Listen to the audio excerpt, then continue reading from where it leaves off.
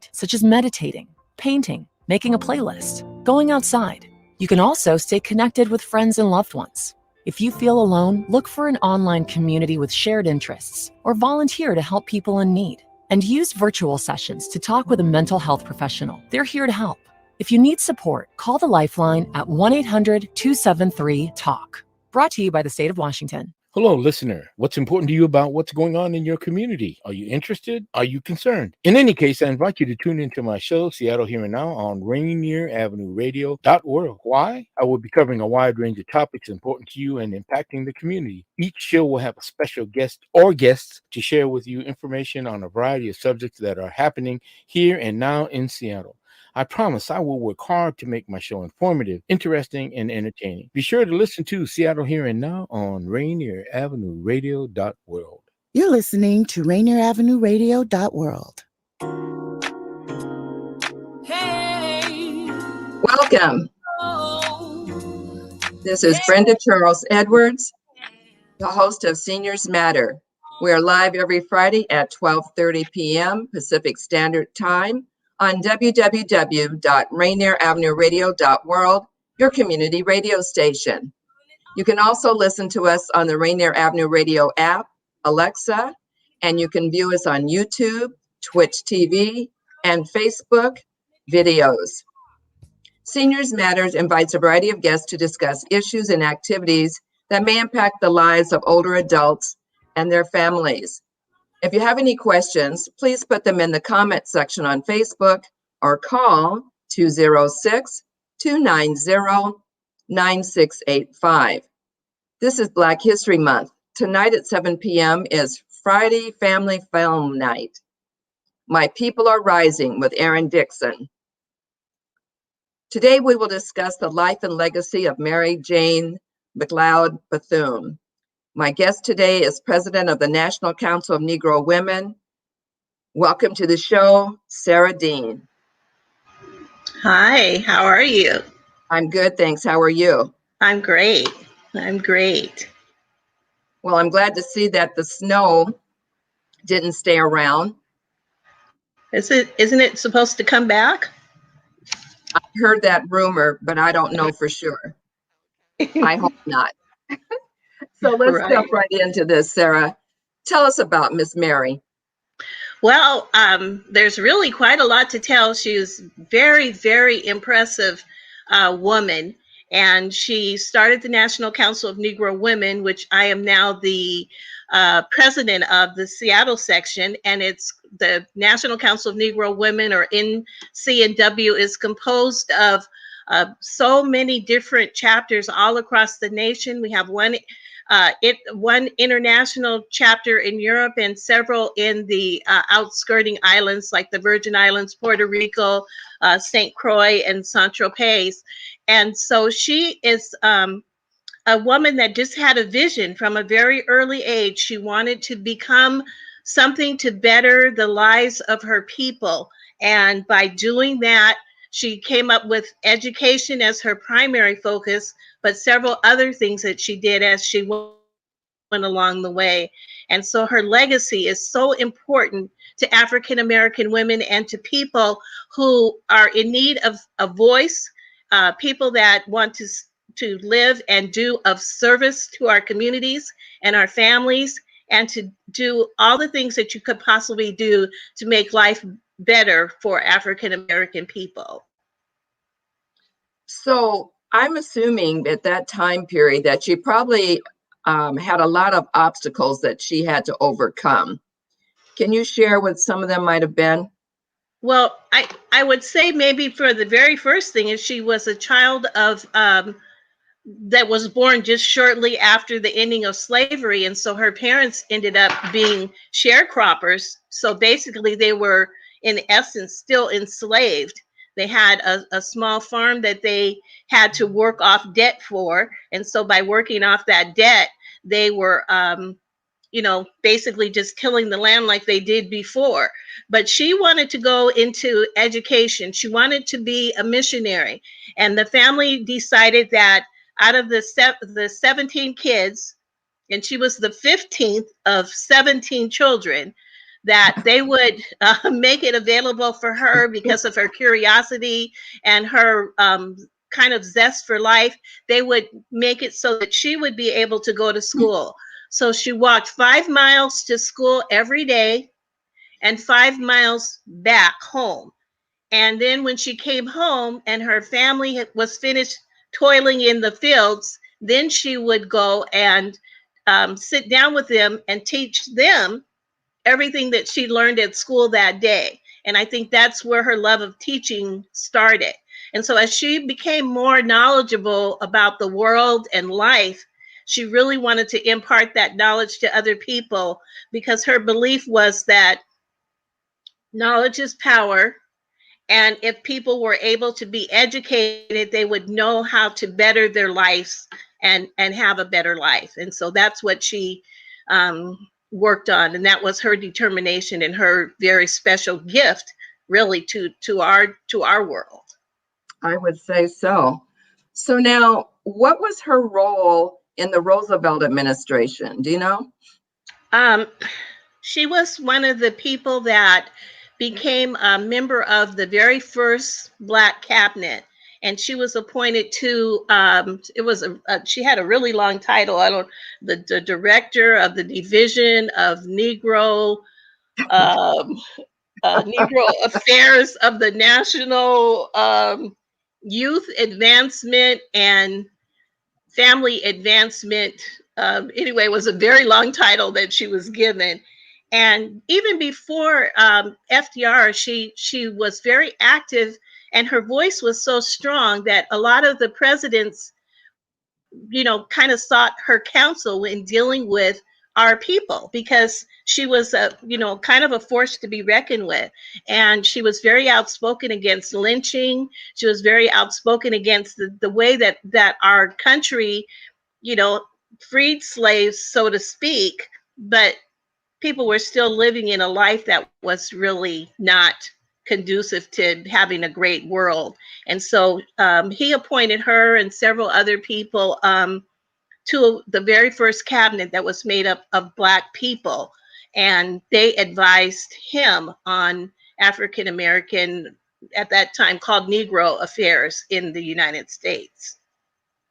Wow, that's pretty powerful. If you're just tuning in, you're listening live to Seniors Matter with your host, Brenda Charles Edwards, on www.rainieravenueradio.world, your community radio station. We're here every Friday at 12:30 p.m. Pacific Standard Time on Rainier Avenue Radio App, Alexa, and you can view us on YouTube, Twitch, and Facebook. This is Black History Month, and my guest is talking about Mary Jane McLeod Bethune. What a mouthful. The first African-American woman put in a government position, and her other accomplishments. Do you need financial documents notarized? Are you a senior that needs documents read to you for clarity or completion? Call me, Brenda, at Black Orchid Notary, 206-683-2636. Tell me where, I'll meet you there. Now, Sarah is the president of the National Council of Negro Women Seattle chapter, and this organization provides a place to explore opportunities, realize your potential, and join a positive, supported network of sisters. So how does one become a member? So we have a website, which is ncnw.org, seattlencnw.org. Go, if you just put in ncnw.org, it'll take you to the national organization. So if there are any people that are listening that live further away than the Seattle, Washington area, we have our chapter in Washington, and it kind of encompasses everyone. And because we're on Zoom, we actually got a new member last week who actually lives in Las Vegas, Nevada. And so because she doesn't have to come here for our meetings, we usually used to meet in person before the COVID. And so you can join NCNW by going to our website and looking where it has more information. You put in your information, and we are able to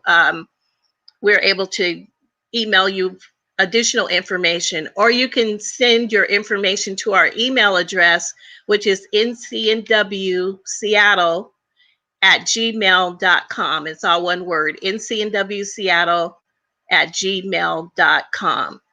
And if you're in other states other than Washington, you can still join NCNW, because we have chapters all over the United States, and some states like California and South Carolina, where the Bethune-Cookman colleges, they have several chapters, and Washington, D.C. So we only have the one chapter in Seattle at this time, but we're hoping that people will join our organization, and we'd like to expand and get some other chapters in some other cities.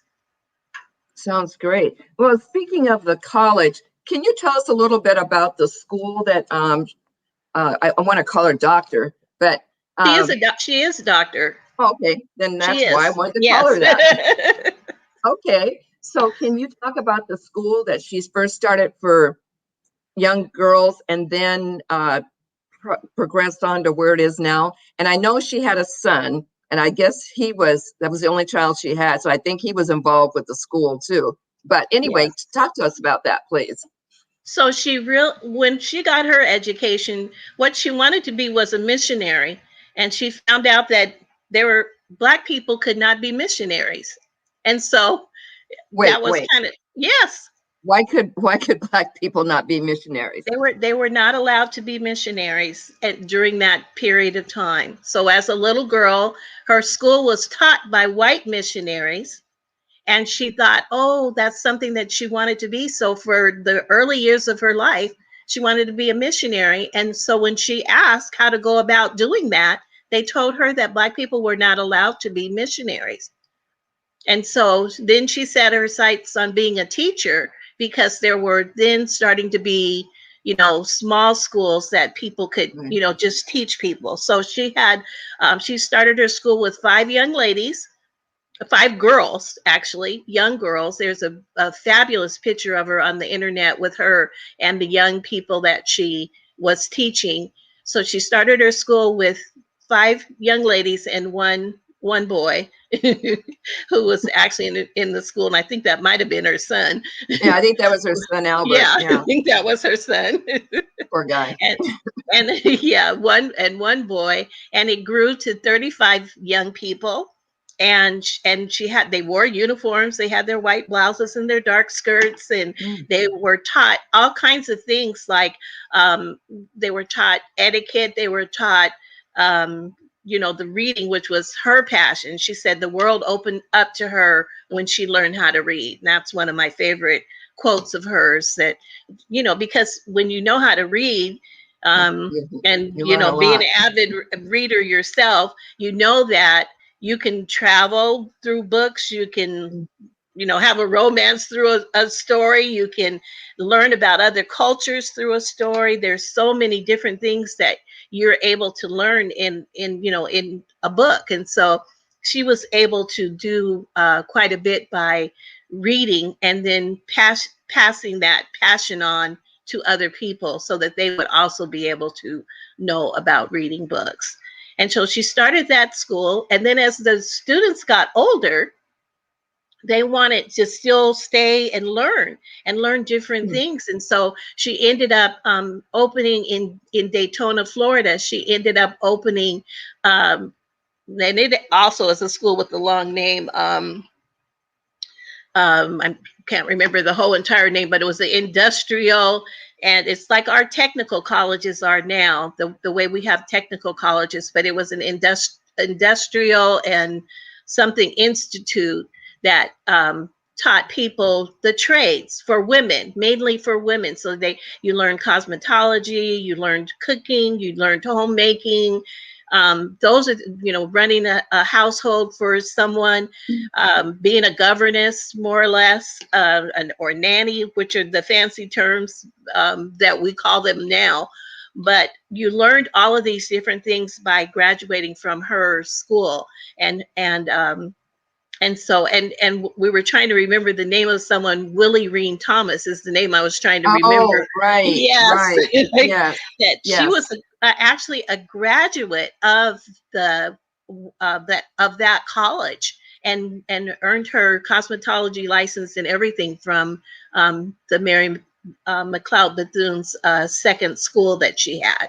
And so that's really exciting. And then from that, the school turned into actual college with, you know, over 1,000 students at the college. And now I'm not sure the exact number, but I think it's anywhere between 10 and 15,000 students. And now it is a university. So from just the idea of teaching young people in one method, it grew and grew and grew from just a school with 5 girls to becoming a industrial technical institute, to becoming a college, and then it joined with Cookman College, which was the equivalent of her girls' school for men, and that's why it's called Bethune-Cookman College. Well, then became Bethune-Cookman College, and now it is Bethune-Cookman University, where they actually, yes, they offer bachelor's degrees and upper graduate level degrees, and it's now a university, an accredited university. That's just amazing. And she died in 1955, I think it was. Yes, she passed away in 1955. But she started NCNW in 1935. Oh boy. So she started NCNW, and for what it is, she was the president of the National Colored Women's Association, and she became president of that organization. But what she noticed was that there were so many little organizations of Black women or Negro women.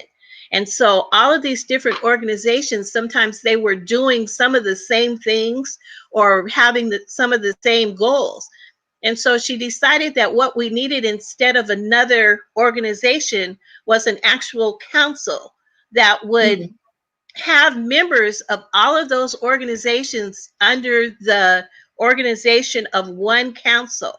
And that's when she came up with the National Council of Negro Women.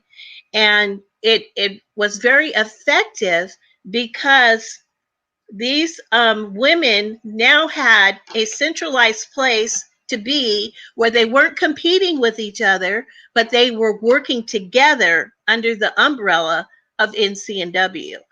And so that's why with our membership for NCNW, we have it set up. We have our membership all set up so that you can be a member of the Deltas and you can join NCNW.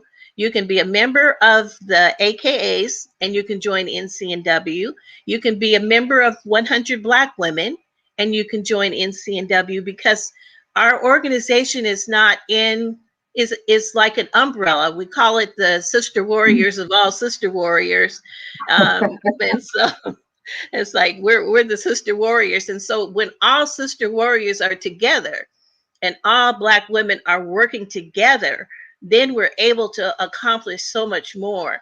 And we have 23 affiliates nationwide that we're a part of. And then we encourage with NCNW on the local level that we have someone from each level to become a part of the NCNW chapter here. So we have Deltas in our organization, we have AKAs, we have Betas, we have people from the Top Ladies of Distinction in, that's in Las Vegas actually, but they're the member here. We don't have a chapter of that here in Seattle that I know of. We have people that are in Girlfriends. So all of those we have 23 affiliates in nationally. And those affiliates meet in Washington, D.C. with NCNW so that we're able to coordinate all of the different activities that we're trying to do. So she had this vision that is amazing. Yes, and I was just thinking too, I did a little research on her, and one of the things I found interesting is that obviously she was a businesswoman, but she co-owned a Daytona, Florida resort and co-founded the Central Life Insurance Company of Tampa. Oh, And I'm I like, didn't know my she owned the goodness. resort. I'm going to have to do some I know, deeper. where is it? We got to I'm going find to that. have to do some deeper reading. Definitely. And even though, she was honored with many awards, her life was celebrated with a memorial statue in Washington, D.C. in 1974 and a postage stamp in 1985. And her final residence is a National Historic Site. So, I mean, this lady, to come from such humble beginnings, just, and she just flourished. And her biggest legacy is what she did for us, and how education was so a part of her life, and making sure that we did know that we are important and we can do anything. Yes. That's my take on her. Yes. And that is very true. And that's one of the reasons that children are so important to her, and our youth are so important to us, that we have service to them, because she doesn't want to leave any child without hope. And that's the main thing. It's if she can go from such humble beginnings that I can't even imagine. No, I can't either. I have 5 brothers and sisters, so there are 6 of us in one house. Can you imagine 17 children in a shack with their parents living? And from that, she still found this joy in being able to discover things. And she was very firm.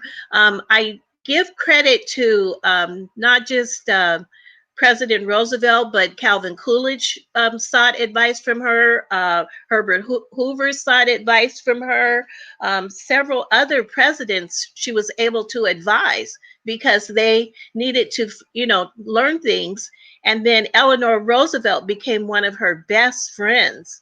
And they were just very, very close, because Eleanor Roosevelt very much believed in that if the Negro people that were Negroes at that time, and we keep our name as Negro because she was a Negro woman, and we're very proud of what she did as a Negro woman, which is why we haven't changed our name to National Council of African American Women or National Council of Black Women, because this organization was started with and as part of our legacy and as part of who we are. And I think that's very important. Right. So now, what's this about a last will and testament that she had? So she left her last will and testament, which is quoted so often, and she listed out 12 different things that she wanted to leave to our to our nation, and that she knew that she was gonna not always be here. And that was one of the last things that she wrote, is that what she wanted to leave to our people. And I advise anyone who's interested in her to Google it, to Google Mary McLeod Bethune's last will and testament, and it will list all of the different things that she wants to leave to us.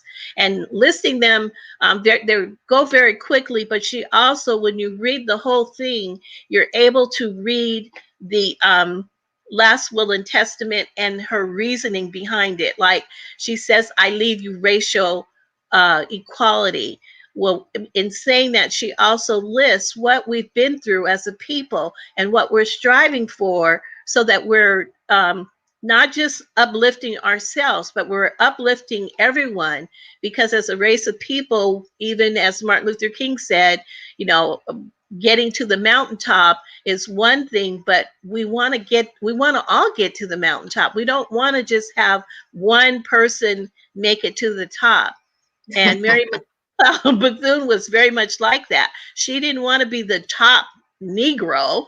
She wanted to make sure that other people in her race also made it to the top. She wanted children to have